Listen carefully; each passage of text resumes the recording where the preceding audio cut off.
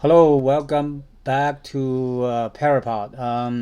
Today I quickly show you the most recent 3D SketchUp design. For the backyard PyraPOD 4T. Okay, T means tall. Okay, because there's another version called Grande. Grande is simply two bowls. Okay, this is one bowl, and we can have the another one extended, extended this way all the way, almost, to the ground, something like that, and then raise up the whole thing, give some knee wall, right, allowance. But today I like to show this, but I find there's something need to be corrected, so I don't want people, if you want to follow or you want to watch, right, you'll see, it's obvious there's some issues here. I like to start from the bottom, and the bottom is we shouldn't have these two drain pipes, right, because this way, water will come in and come out, right? Lose the whole effect, right. Initially we like to have some pipe, going around the bottom, collect water, but that's too troublesome and cost money too, right. I think there's a better way. The better way is to just put a tank. Is a vertical tank. It's relative, doesn't have to be big, right, but has to be tall, so that it's buried, almost to the ground, to this, and then and there's some holes, right, and there's screens to protect the any debris coming, right. So, and basically, so that acts as a way to test the level of the water, so basically the water can flow in and flow out, right, and then we should be able to monitor. There's simple setup, very easy, right, to you set the maximum for water level, right, set it so that within that tank, okay, then, and whenever the water is above that certain limit, right, somewhere I would say in the middle, 3 feet, and then that sub pump will kick in, right, kick on, and then pump water out, right, pump water, through we'll build a system, we'll pump out, probably even buried, and then just pump out, or pump, to the surface, or we'll figure out. Yeah, basically there's a way to pump out the water, and then let the water drain out, outside of this region, so that's what it is. And the pond liner, we discussed that we could make the pond liner edges, at this level, 2 3 feet, and then so whenever there's too much rain, for example, and then just whenever it exceed the this level, and then it automatically overflow, and so we won't flood the greenhouse, right. That's one way. Or there's another way, is use the sub pump to control, right, and in that way we could even make the edges, right, because with that way we can collect, we have more capacity to collect water, right. So even make the edges to be here, but then you have to drill some holes, right, some holes in case small rain, just you don't need to kick on the sub pump, right, but the big rain, then the hose and the pump, right, will act at the same time, so make sure there's no flooding, right. So for that reason, we don't need these two the red pipes, that's one thing. And then as you look at this, definitely we need two more things to do. One is the we need 2 retaining walls, right? We need retaining walls. Okay, let me just zoom. We need to build 1 retaining wall here, 1 retaining wall here, right? So that the soil, won't come, to the door, right? And also we need to have more room, leave more room for the landing, after the steps, the 3 steps, right? You come to this, landing, it's a flat ground, right? It's the inner ground. Yeah, we need more space, for the door to be able to open fully, right? So that's one thing. So 2 retaining wall, and then once the retaining walls set up, then we can backfill further, right? So because this time we show that there's no backfill above the gravels, right? So yeah, then we'll be backfill with good soil, because I can grow, other things outside the greenhouse, right? Or flowers, whatever. And yeah, and then after the backfill with soil, and then I could place a layer of small gravels, or sand, right?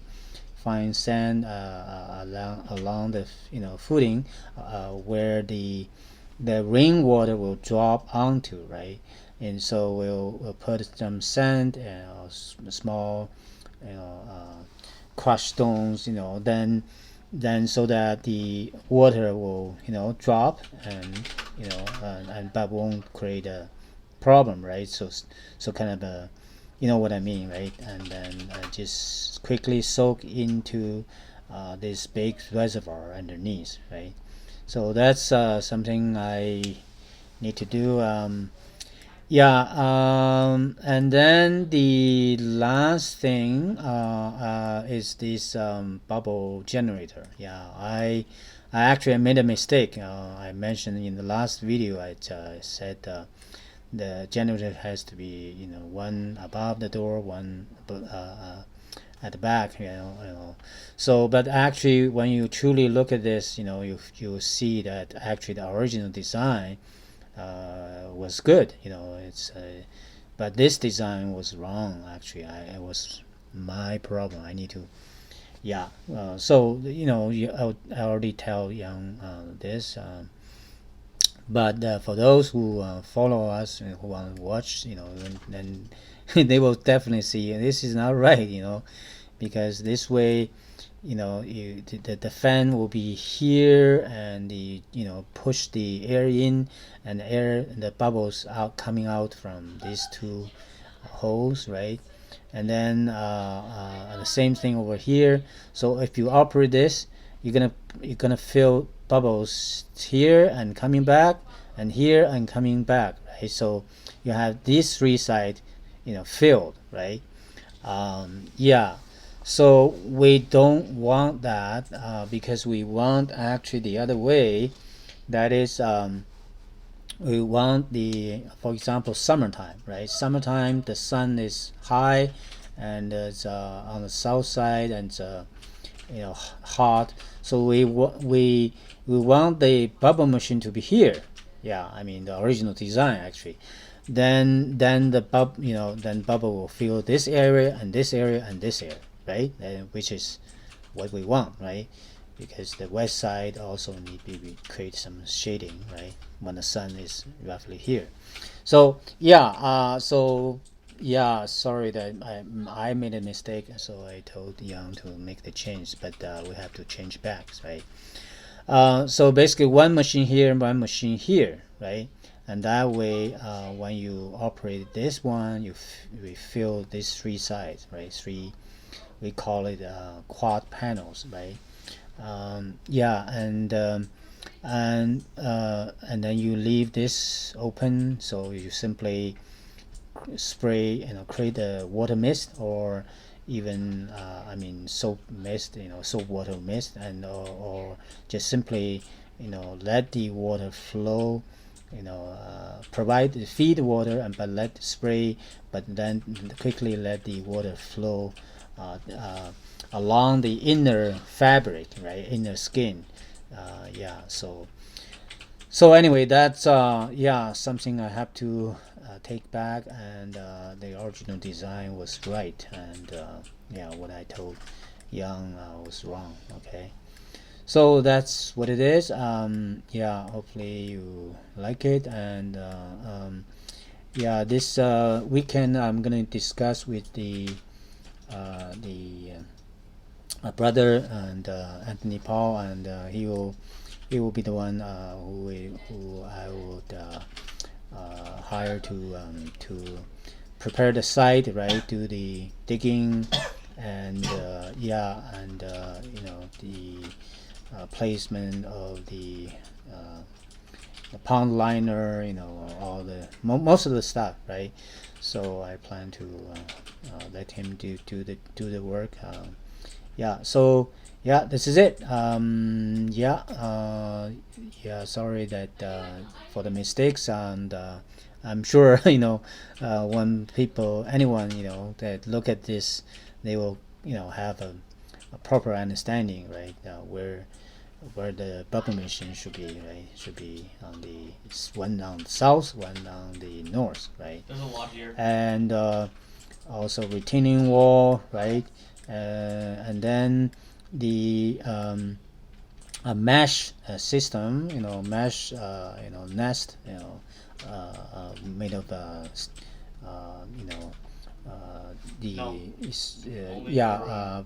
the galvanized metal mesh, and then prevent the rodents, right, to bite a hole in the lined miner and coming in, right. These are large gravels, right.